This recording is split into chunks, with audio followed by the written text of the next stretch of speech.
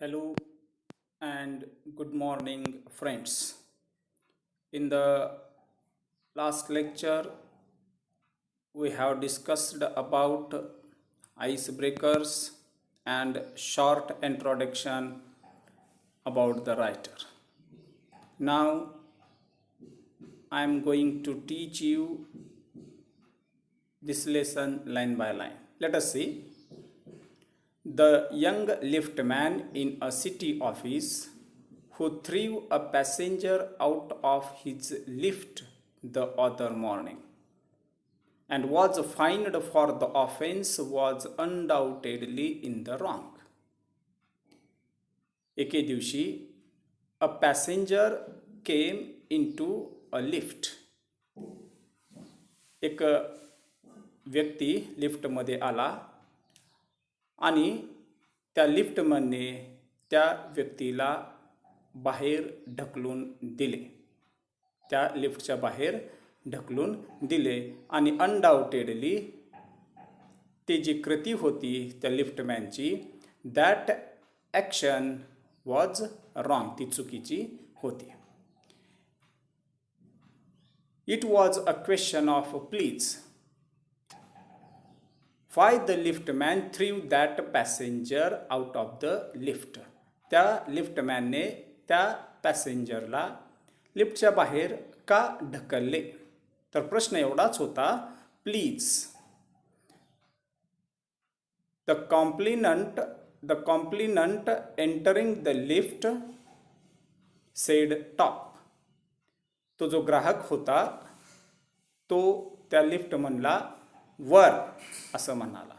म्हणजे ट्युनिंग जी होती, त्याचा टोन जो होता तो थोडासा र्यूडली होता, ॲरोगंट होता. टॉप असं तो म्हणाला. The liftman demanded top please. परंतु त्या लिफ्टमॅनने रिक्वेस्ट केली की don't say only top, sed top please. कृपया वरती घेऊन चला असं तुम्ही मला म्हणा. And this concession being refused, he not only declined a comply with the instruction, but hurled the passenger out of the lift. hurled म्हणजे ढकलून देणे, फेकणे. आणि त्या पॅसेंजरने तसं करण्यास नकार दिला आणि नकार दिल्यामुळे त्या लिफ्टमनने त्या पॅसेंजरला त्या लिफ्टच्या बाहेर ढकलून दिलं, फेकले. This of course was carrying a comment on manner too far. This of course was carrying a comment on manner too far. Discourtesy is not a legal offence. Discourtesy म्हणजे असभ्यपणा. Discourtesy is not a legal offence. एखाद्या व्यक्तीशी असभ्यपणे वागतो, ती कृती म्हणजे कायदेशीर गुन्हा नाही. And it does not excuse assault and battery. What means assault and battery? An attack which includes not only threats but also the actual use of violence. म्हणजे हल्ला करणे, हिंसा करणे. एखादा व्यक्ती अशा प्रकारे गैरवर्तन आपल्याशी करतो, उद्धटपणे आपल्याबरोबर वागतो, असभ्यपणे वागतो, तेव्हा आपण त्याला मारू शकत नाही किंवा कुठलाही हिंसा, हल्ला, त्याच्याबरोबर गैरवर्तन आपण करू शकत नाही. If a burglar breaks into my house and I knocked him down, the law will acquit me. समजा एखादा चोर आपल्या घरामध्ये आलेला आहे, घरफोडा आहे, बर्गलर आहे, आणि तो आपल्या घरामध्ये आलेला आहे आणि त्याला मी जर खाली पाडलं, त्याला जर मी मारलं, the law will acquit me. कायदा मला निर्दोष सोडतो, म्हणजे कायद्याने तो गुन्हा नाही. And if I am physically assaulted, it will permit me to retaliate with reasonable violence. Retaliate means do something bad to someone who has done something bad to you. It means tit for tat. जशाच तसे. समजा त्याने तुमच्यावरती जर हल्ला केला तर तुम्ही सुद्धा त्याच्यावरती हल्ला करू शकता. The law will accuse me and if I am physically assaulted, जर समजा त्याने मला शारीरिक इजा केली, it will permit me to retaliate with reasonable violence. मी सुद्धा त्याच्याशी तशाच प्रकारचं वर्तन करू शकतो. मी सुद्धा त्याला मारू शकतो. It does this because the bugler and my assailant have broken quite definite commands of the law. Assault म्हणजे an attacker. Assailant म्हणजे an attacker, हल्लेखोर. It does this because the burglar and my assailant have broken quite definite commands of the law. कारण आम्ही दोघांनीही कायद्याचं उल्लंघन केलेलं होतं, म्हणून तो कायद्याने मी त्याच्यावरती हल्ला करू शकतो. But no legal system could attempt to legislate against bad manners. To legislate against bad manners. Legislate म्हणजे काय? Make a law or laws, कायदा करणे. काय म्हटलेलं या ठिकाणी? But no legal system could attempt to legislate against bad manners. परंतु आपण जर एखाद्याशी गैरवर्तन केलं, एखाद्याचा अपमान केला, तर कायदा त्या ठिकाणी शिक्षा करू शकत नाही. तशी व्यवस्था कायद्याने अस्तित्वात नाही. or could sanction the use of violence against something which it does not itself recognize as a legally punishable offense.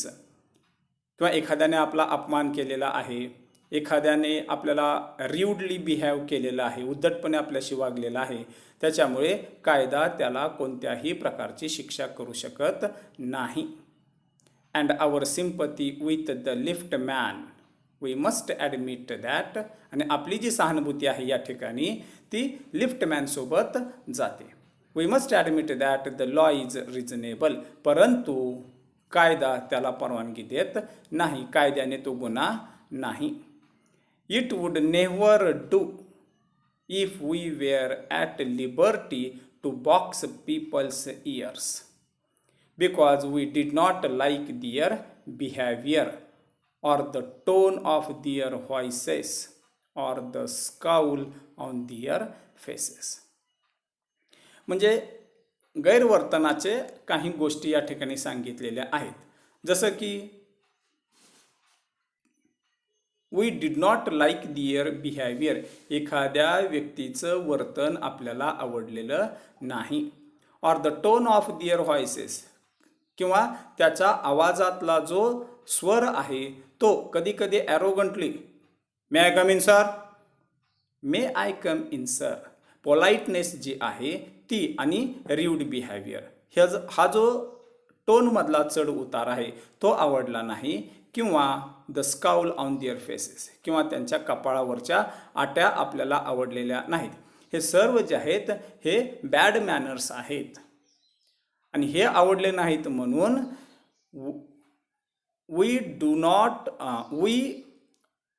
it would never do if we were at liberty to box people's ears. आणि या गोष्टीसाठी आपण कोणालाही punish करू शकत नाही, शिक्षा देऊ शकत नाही, किंवा कानाखाली वाजवू शकत नाही. Our fists would never be ideal. आणि आपण अशा गोष्टीबद्दल, गैरवर्तनाबद्दल जर प्रत्येकाला मारत सुटलो तर the gutters of the city would run with blood all day. शहरातील सर्वत्र काय होईल? रक्तस्राव होईल. असं जर आपण छोट्या छोट्या गोष्टीवरून वाद करत गेलो, हिंसा करत सुटलो, शिक्षा देत गेलो तर सर्वत्र रक्तस्राव होईल. I may be as uncivil as I may please and the law will protect me against violent retaliation. Against retaliation म्हणजे काय म्हटलेलं आहे? I may be as uncivil as I may please. जेवढं काही मला असभ्य वागता येईल तेवढं मी असभ्यपणे गैरवर्तन करू शकतो. And the law will protect me against violent retaliation. आणि कायदा मला त्याच्यापासून रक्षण करू शकतो. कायदा रक्षण करू शकतो याचा अर्थ काय? की कायदा मला कोणत्याही प्रकारची पनिशमेंट देऊ शकत नाही. I may be haughty. Haughty म्हणजे काय? अभिमानी. आय मे बी हॉटी और बुरिश अँड बुरिश म्हणजे काय? र्यूड, अनकल्चर्ड, असभ्य, उद्धट. म्हणजे अभिमानी आणि बुरिश म्हणजे उद्धट. Or boorish and there is no penalty to pay except the penalty of being written down and ill mannered fellow. म्हणजे मी अभिमानाने वागलो, मी कितीही उद्धटपणे वागलो, लोकांचा अपमान केला, लोकांचं मन दुखावलं, तरी मला पेनल्टी, शिक्षा कायदा करू शकत नाही. काय होऊ शकतं? Accept the penalty of being written down and ill mannered fellow. मूर्ख आहे, बेअक्कल आहे, याला वागण्याची रीत नाही, अशा प्रकारचा शेरा मला मिळू शकतो. परंतु कोणत्याही प्रकारची कायदेशीर लिगली मला शिक्षा होऊ शकत नाही. The law does not compel me to say please. कायदा मला कंपल्शन करू शकत नाही प्लीज म्हणण्यासाठी. Or to attune my voice to other people's sensibilities anymore. किंवा पुढच्या व्यक्तीला मी किती नम्रतेने बोलावं याचं सुद्धा तो कंपल्शन करू शकत नाही.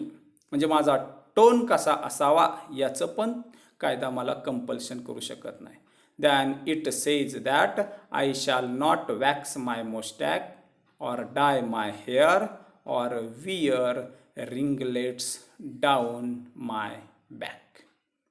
म्हणजे कायदा कोणत्या कोणत्या गोष्टीसाठी मला शिक्षा करू शकत नाही किंवा कंपल्शन करू शकत नाही ते लेखकांनी याच ठिकाणी सांगितलेलं आहे. काय काय? प्लीज म्हणण्यासाठी कायदा मला कंपल्शन करू शकत नाही. माझा टोन कसा असावा, मी कोणत्या स्वरामध्ये इतरांशी बोललं पाहिजे याच्यासाठी कायदा मला कंपल्शन करू शकत नाही. किंवा मी मिशा काढाव्या, ह्या ॲक्टिव्हिटीज आहेत, मिशा काढण्यासाठी कंपल्शन करू शकत नाही. हेअर डाय करण्यासाठी कंपल्शन करू शकत नाही. किंवा wear ringlets down my back, किंवा झुट्टा बांधावा की नाही याच्यासाठी सुद्धा कायदा मला कंपेल करू शकत नाही, बंधन करू शकत नाही. It does not recognize the laceration of our feelings. Laceration, a cut or tear, छेद. It does not recognize the laceration of our feelings as a case for compensation. Compensation, नुकसान भरपाई.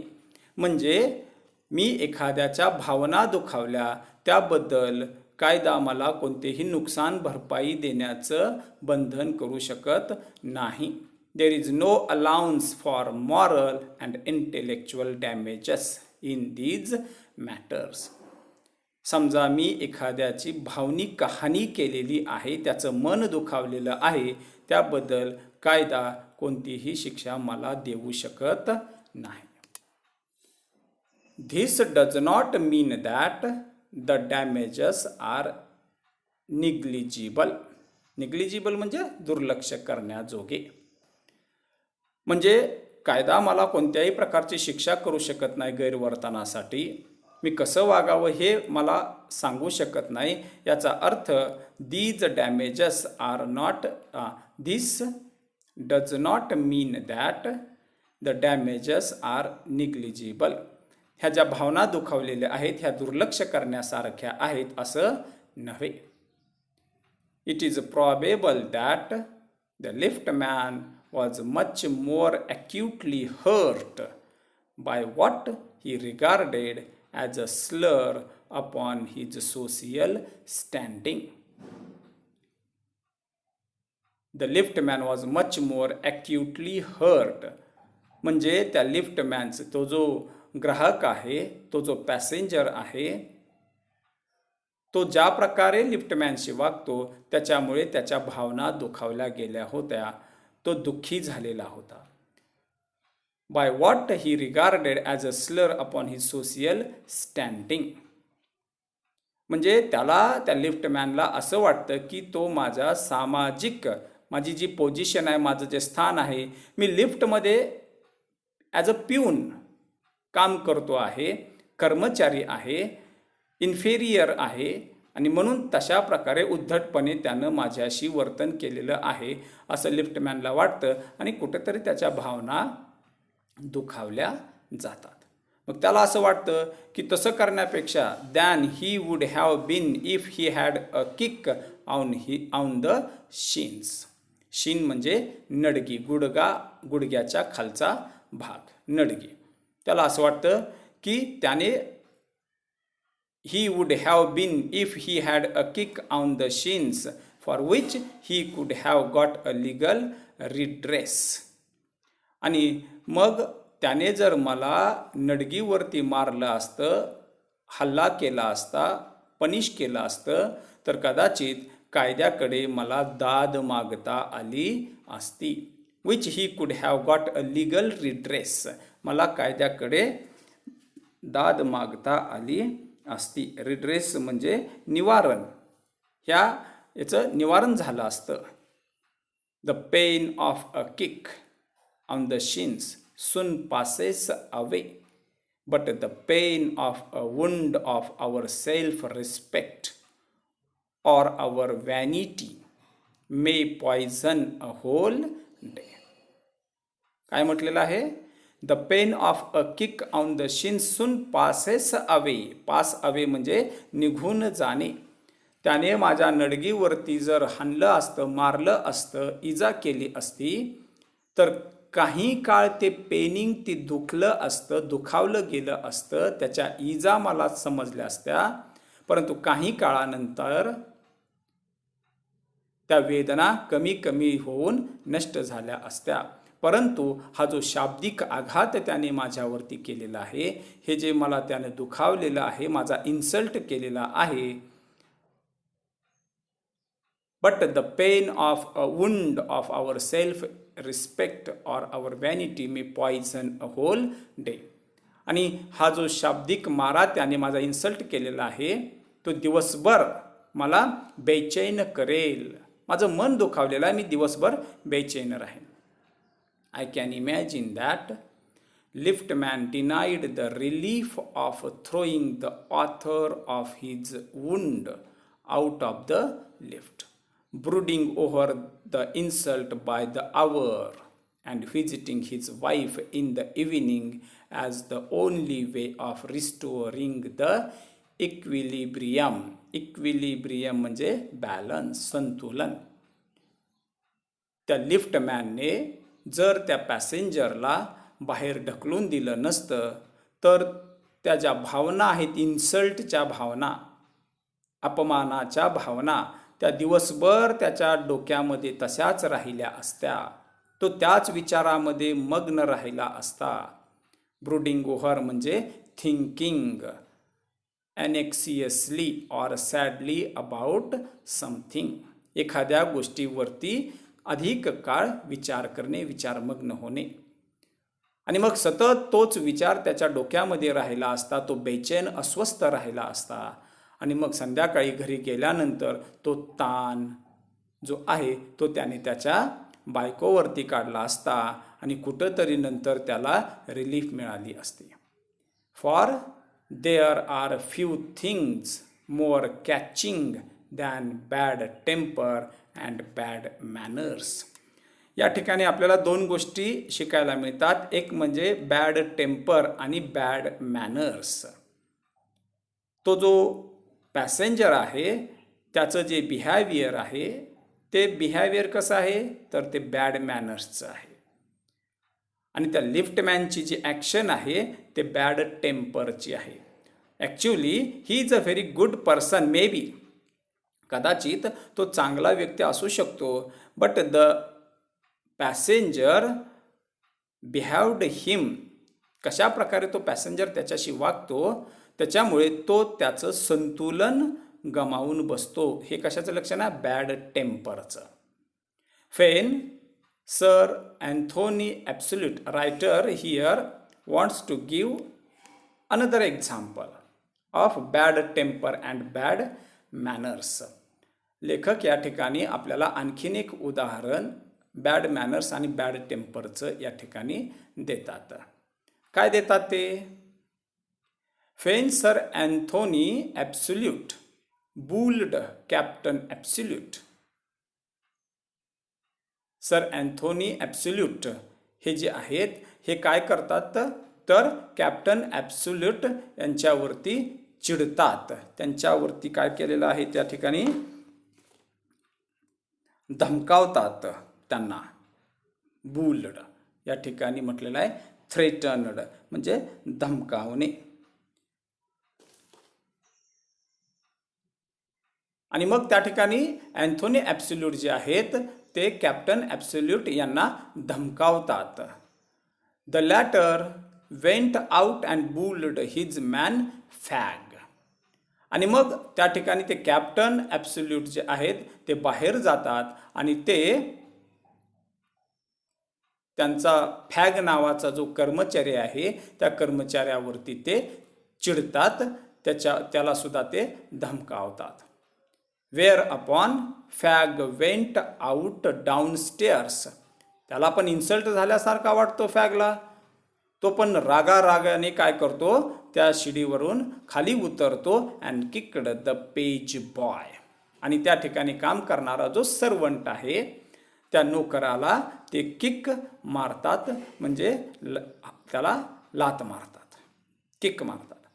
म्हणजे इथं फॅगची जी ॲक्शन आहे ती बॅड टेम्परची आहे आणि Anthony absolute असतील किंवा कॅप्टन ॲब्सोल्यूट असतील यांची जी ॲक्शन आहे ती बॅड मॅनर्सची आहे. म्हणजे अशा प्रकारे वरचा व्यक्ती खालच्या व्यक्तीचा अपमान करतो, त्याचा खालचा व्यक्ती त्याच्या खालच्या व्यक्तीचा अपमान करत जातो. या ठिकाणी पण काय झालेलं आहे? या ठिकाणी हे जे उदाहरण दिलेलं आहे हे कुठलं उदाहरण आहे? Sir Anthony absolute. This amusing incident is described in Act 3, Section 1 of The Rivals, 1775, a comedy by Sheridan. शेरिडियन यांनी 1775 मध्ये द रायव्हल्स नावाची जी कॉमेडी लिहिलेली आहे त्यामधील तो संदर्भ या ठिकाणी लेखकाने या ठिकाणी आपल्याला दिलेला आहे. गार्डिनर. ओके.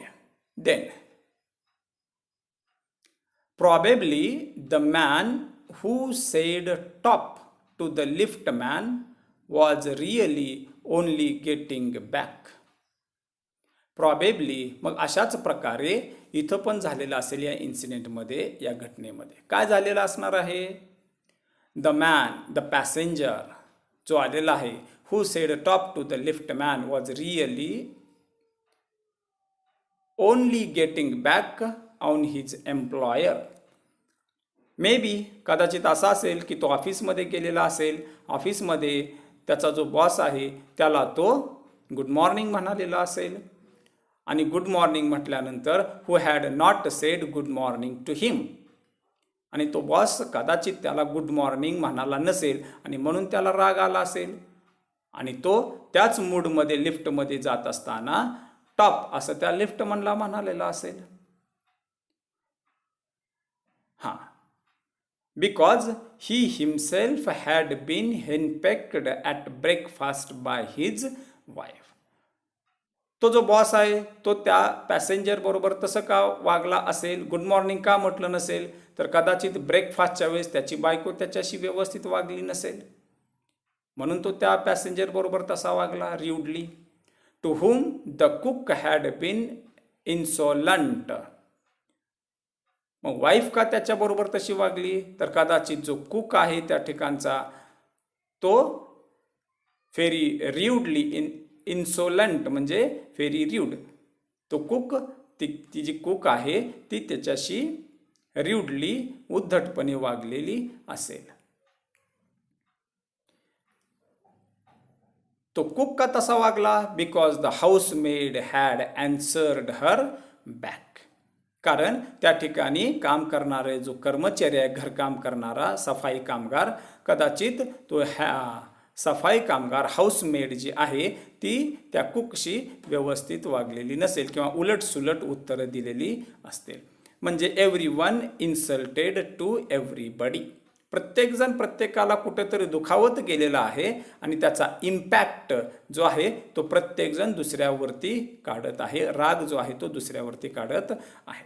आणि अशाच प्रकारे होतं समाजामध्ये जगत असताना. असंच होतं. We infect the world with our ill manners, ill ह्युमर्स.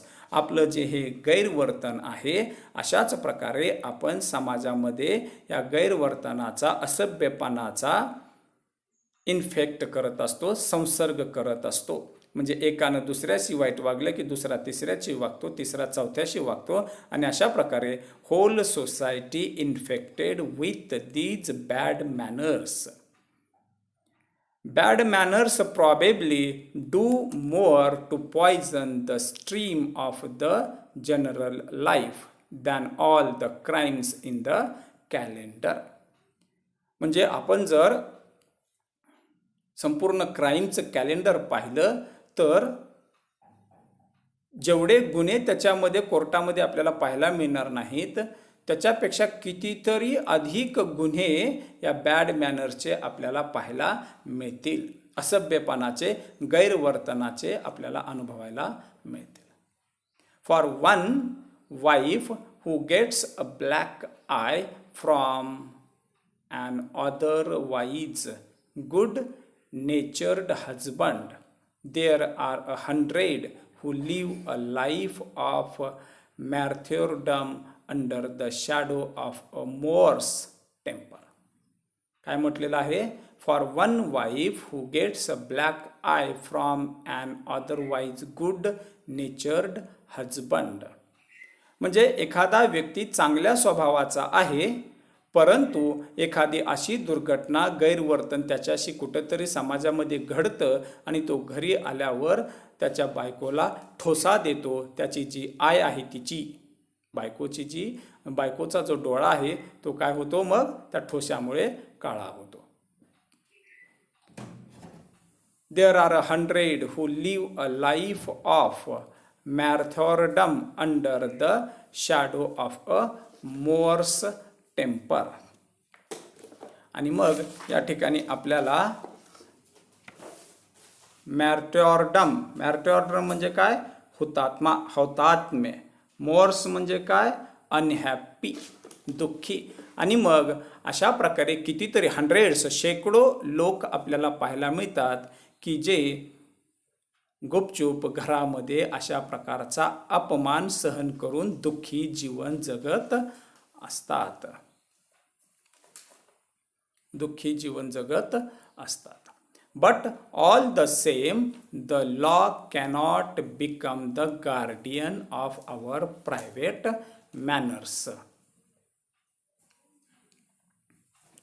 But all the same, the law cannot become the guardian of our private manners. आपलं जे व्यक्तिगत जीवन आहे, या व्यक्तिगत जीवनामध्ये कायदा कुठल्याही प्रकारचा हस्तक्षेप करू शकत नाही. कोणी कोणाशी कसे वागावे यासाठी. No decalogue could cover the vast area of offenses. डेकेलॉग म्हणजे काय? तर डेकेलॉग म्हणजे काय? ईश्वरी आज्ञा. बायबलमध्ये काही ईश्वरी आज्ञा दिलेल्या आहेत. म्हणजे हाऊ टू बिहॅव, कसं वागलं पाहिजे, प्रत्येकाने प्रत्येकाशी कसं वागलं पाहिजे, त्याचे काही नियम त्या बायबलमध्ये दिलेले आहेत. त्याला म्हटलेलं आहे डेकेलॉग, ईश्वरी आज्ञा. नो डेकेलॉग कुड cover the vast area of offences. म्हणजे त्यामध्ये सुद्धा ईश्वरी आज्ञा किंवा बायबल जे धार्मिक ग्रंथ आहेत ते सुद्धा आपल्याला अशा प्रकारचं बंधन घालू शकत नाहीत. अँड नो कोर्ट कुड administer a law which governed our social civilities, our speech, the tilt of our eyebrows. म्हणजे tilt of our eyebrows म्हणजे कपाळावरती आट्या पाडणे. and all our good and all our moods and manners. म्हणजे कायदा आपल्यावरती बंधन लादू शकत नाही. कशासाठी? आवर सोशियल सिव्हिलिटीज, समाजामध्ये आपण कसं वागलं पाहिजे, सभ्यपणे वागलं पाहिजे का असभ्यपणे काय, हां सांगू शकतो की आपण प्रत्येकानं सभ्यपणे वागलं पाहिजे, परंतु कंपल्शन करू शकत नाही. आवर स्पीच, आपण कसं बोललं पाहिजे, कसं राहिलं पाहिजे, किंवा एखाद्या कपाळावरती आट्या पाडल्या पाहिजेत का नाही. All our moods and manners, म्हणजे कायदा आपल्याला बंधन करू शकत नाही वागण्यासाठी. गाईडलाईन करू शकतो, मार्गदर्शन करू शकतो, परंतु बंधन करू शकत नाही. अशा प्रकारे या ठिकाणी विविध उदाहरणांच्या माध्यमातून लेखक आपल्याला बॅड मॅनर्स आणि बॅड टेम्पर याच्याविषयी माहिती सांगतात. Now we will stop here and continue in the third lecture. Okay, thank you.